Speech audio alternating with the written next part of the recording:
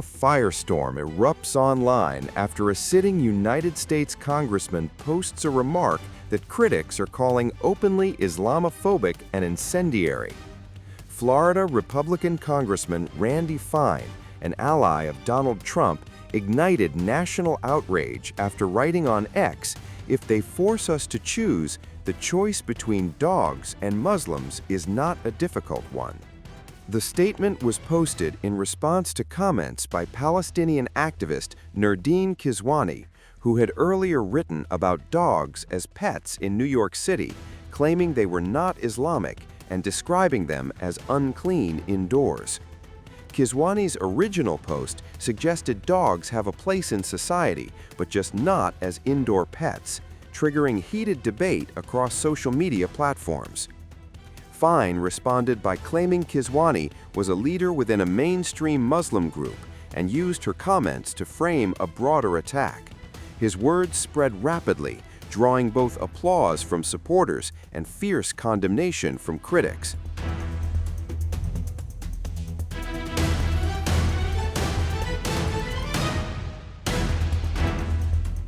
Within hours, backlash intensified. Civil rights advocates, community leaders, and users across X accused the congressman of dehumanizing an entire religious group. Many described the comparison as dangerous rhetoric at a time of heightened domestic tensions. Kiswani later claimed her original comment was intended as a joke, arguing that critics had misinterpreted her remarks. She accused what she called Zionists frothing at the mouth of amplifying the post out of context.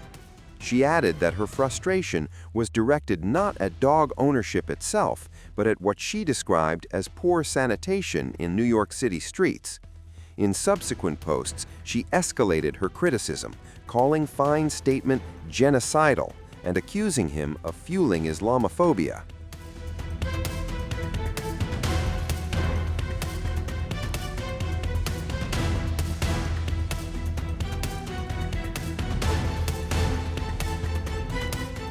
The activist challenged observers to replace the word Muslims with any other religion to test whether such a comparison would be tolerated in public discourse. Meanwhile, Fine's supporters defended him, arguing he was responding to what they viewed as an attack on cultural norms in America. Some echoed his sentiments, saying the choice between dogs and Muslims was easy, while others framed it as a defense of Western values. Opponents, however, warned that rhetoric equating people with animals carries a long and troubling historical legacy. Advocacy groups urged congressional leadership to respond, though as of now, no formal disciplinary action has been announced. As the posts continue circulating, the fallout remains intense. Calls for accountability grow louder, while supporters double down. What began as a debate over pets in New York City has now transformed into a broader confrontation over hate speech, free expression, and the limits of political rhetoric. Quote, "Where is Mecca now? It's coming. Change is coming to America. And what is Allah saying? You are the best of nations. You're better than everybody else. Let's work toward that. Let's work toward a Muslim mayor." This should be a stark warning to all Americans in all 50 states. If Texas falls, so does the nation. These efforts to undermine the Constitution and demonstrate political Islam have only been worsened by an unchecked immigration system that admitted Sharia adherence into our borders. Europe gives us a clear example of what will happen if we don't close the door on Sharia now. In England and Wales, more than 85 Sharia courts operate as a parallel Islamic government, depriving women of the rights they are entitled to under British law.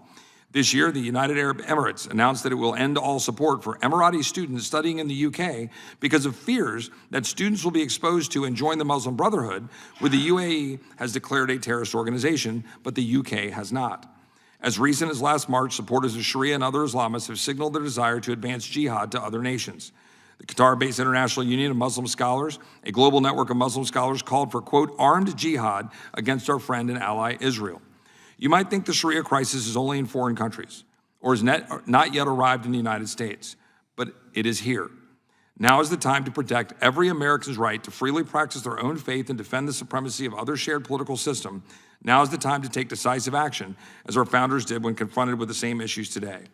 Our nation is founded on these ideas. Sharia law shares none of these principles. By its Arabic definition, it is a law, one pushed in our country for too long. It has no place in American government, not now or ever.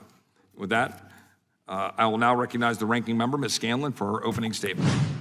The subcommittee will come to order. Without objection, the chair is authorized to declare a recess at any time.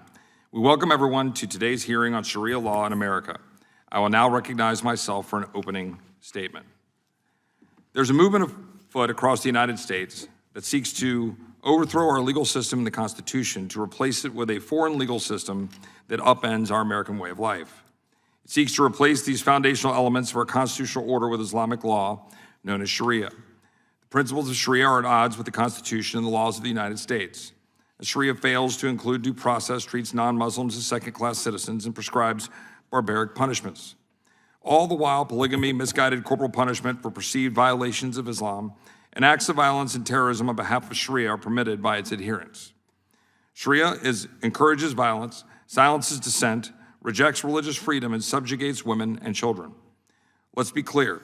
This is not about having the freedom of worshiping a religion of one's choosing, such as Islam, but forcing a foreign legal code that is incompatible with our laws and legal system that provides unwanted consequences to the American people. It's everything we've fought against for more than 250 years. Thomas Jefferson recognized this problem at the beginning of the 19th century when he confronted Islamists in the Barbary Wars to keep trade lanes open and end Islamic religious slavery.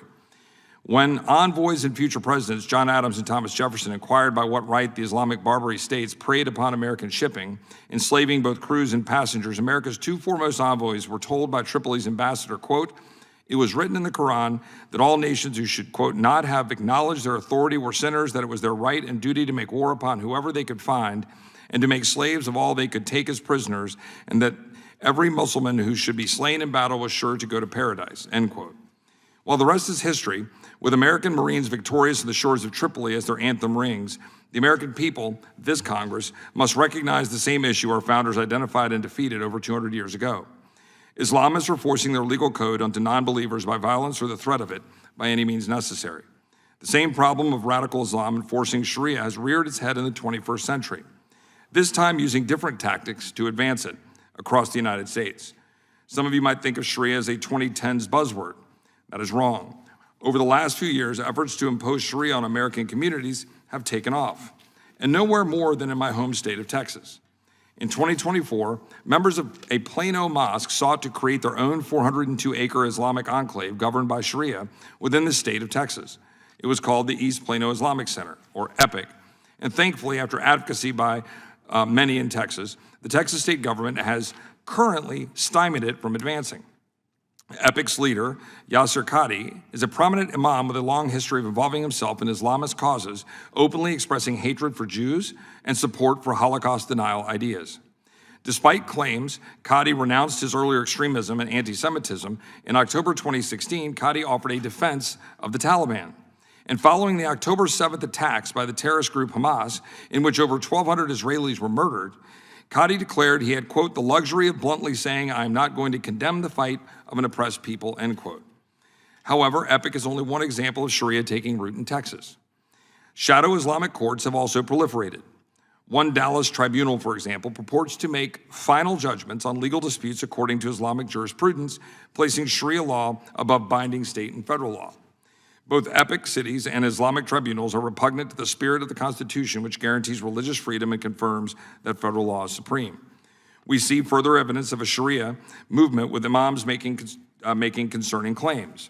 For example, in a recent video posted on X this month, a Texas imam said the following: "Mamdani is victory. We didn't succeed to conquer Vienna by the sword for 200 years, and now it's 10% Muslims. We need to enlarge the Muslim population in America." Sheikh Ustad, an imam from Epic Mosque in Texas, preaches regularly that jihad against the non-Muslims and martyrdom is the highest cause and reward in Islam, and he praises Hamas and other terror groups, espousing the following, quote, "My brothers and sisters, we are going to die anyway, so why don't we aim to die as a shaheed?" Shaheed is Arabic for witness, but used in Islamic context for martyrdom on behalf of Allah. All of this while the Muslim-observing population in Texas has grown. For example, in 2000, there were 115,000 Muslims in Texas. In 2020, the most recent data available, it's estimated 313,000, a 172% jump, and it's much greater 5 years later. One can make the claim that not all devotees agree or enforce with Sharia, but no one can deny the increase of Muslim observers in Texas, many of whom likely harbor support for Sharia's tenets. Moreover, Texas ranks third among U.S. states in the number of mosques, with 224 counted in 2020 and estimated over 300 today. Let's look at immigration numbers from those who immigrate from Muslim-majority countries, many of whom have settled in Texas. Since 2002, after the September 11, 2001 terrorist attacks, the United States has issued 4.6 million green cards, or lawful permanent status, to nationals from Muslim-majority nations, allowing them to remain here indefinitely. Some of these countries include Afghanistan, Bangladesh, Cameroon, Egypt, Indonesia, Iran, Iraq, Jordan, Lebanon, Libya, Malaysia, Mauritania, Oman, Pakistan, Qatar, Saudi Arabia, Senegal, Sierra Leone, Somalia, and the list goes on and on.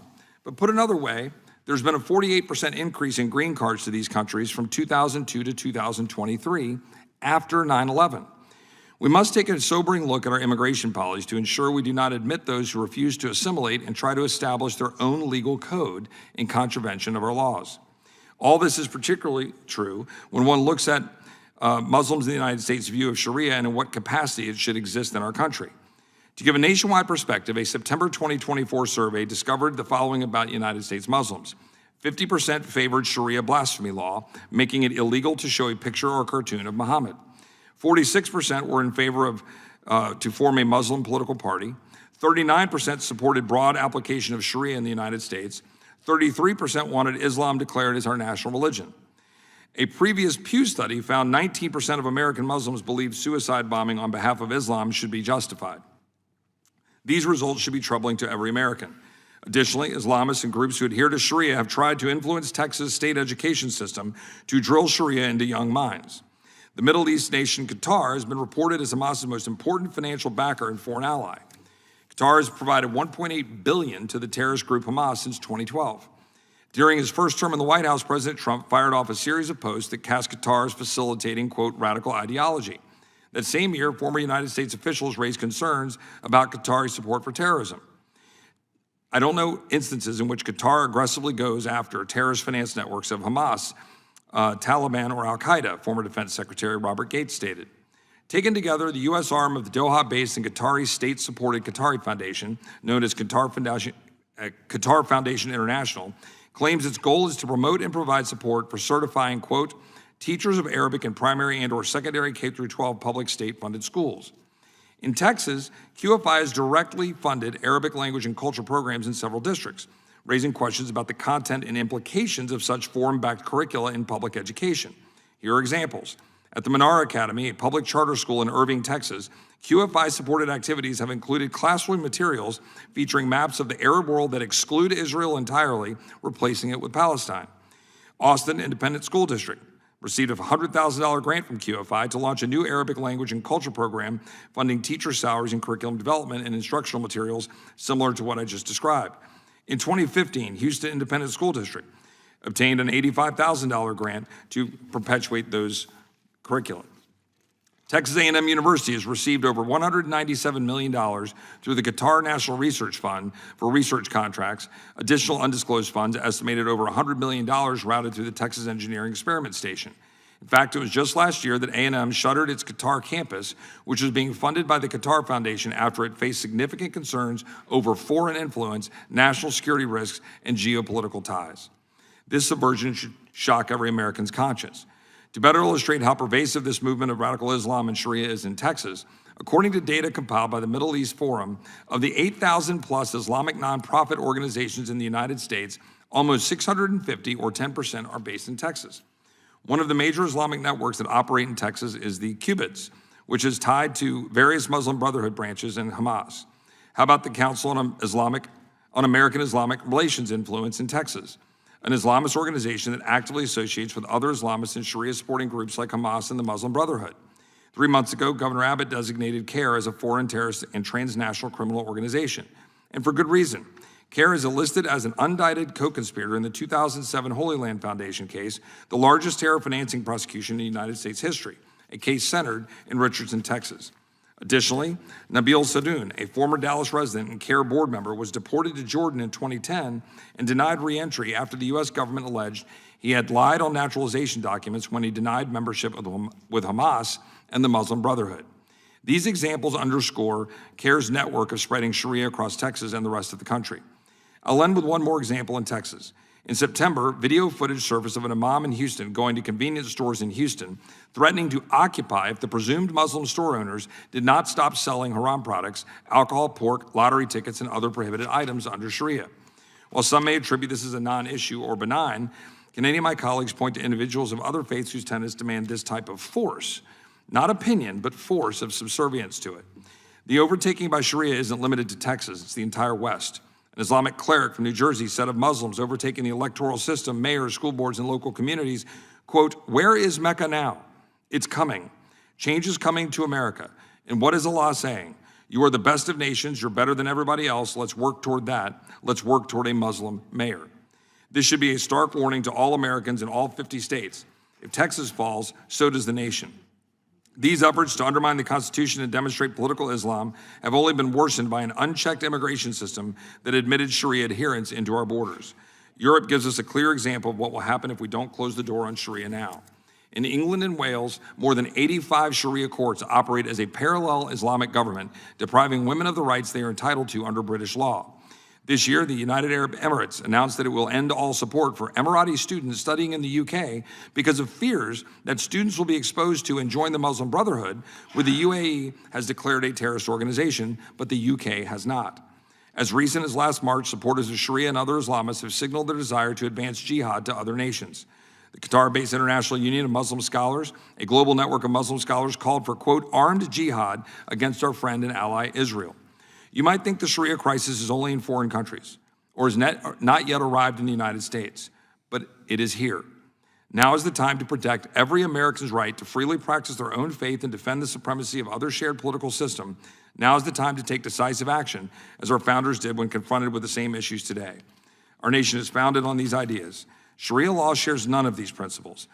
By its Arabic definition, it is a law, one pushed in our country for too long. It has no place in American government. Not now or ever.